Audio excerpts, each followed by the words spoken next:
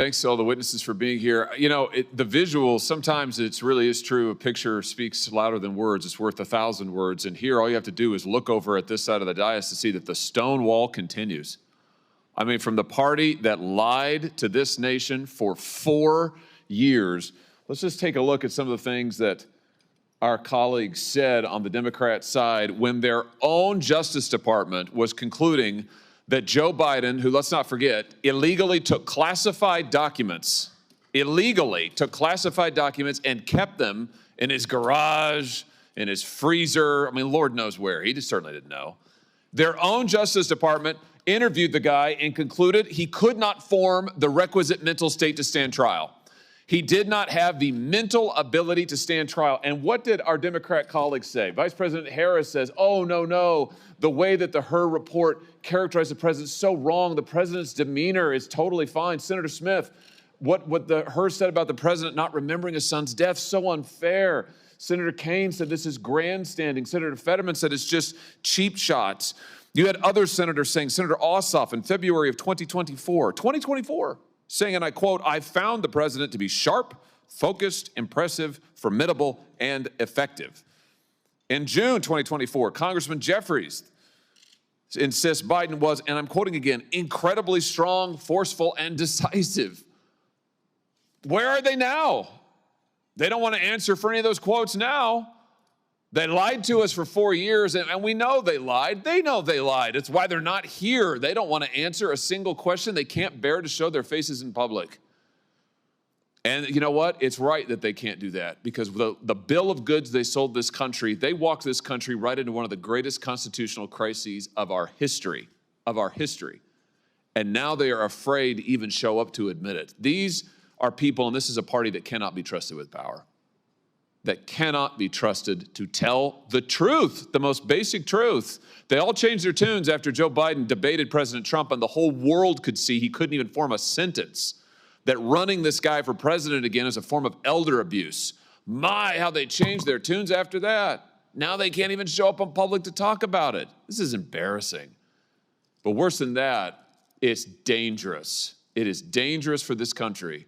Mr. Wold, I want to pick up on something you just said a second ago about the OLC and their opinion as to when an Autopen can be used. Just be clear about this. Autopen means not signed by the person. Autopen is basically push of a button and it gets signed. OLC says only when the president specifically directs it and it is under his direct authority. Do I basically have that right? That's correct, Senator. So based on the facts we know, did that happen in this case with all of the pardons and clemencies and other giveaways that Joe Biden signed?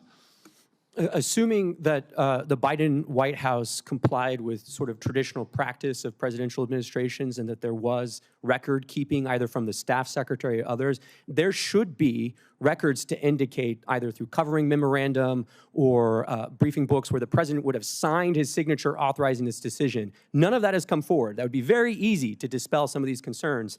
And I think what we're seeing here is really the Autopen is best understood as a sort of a tool of executive convenience. Hold on just a second. You just said something very important. I want to emphasize that. So what you're saying is that there should be, for every time that Biden authorized the Autopen, there should be a record of that. And he should have had to have registered his personal consent to using the Autopen. Is that basically correct? I think to put it another way, I would say in the policy paper flow to the Oval Office, there should be a record of what documents are presented to the president when he gave his assent to the actions that are listed in those documents, whether it's a judicial nomination or it's a statutory response to Congress. Well, I think the answer is we need to get those documents.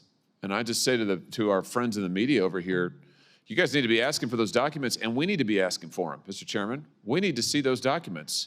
And the president, the former president now, can certainly choose to release them. I'm sure they're part of his personal papers, right, Mr. Wold? And that's correct. And the first place to start would be the staff secretary's office under President Biden. Oh, so here's the trail. If you want to know, if you want an answer to the question, did Joe Biden actually assent to the use of the Autopen and you think of all the people he pardoned, he granted clemency to, murderers, drug dealers, child rapists.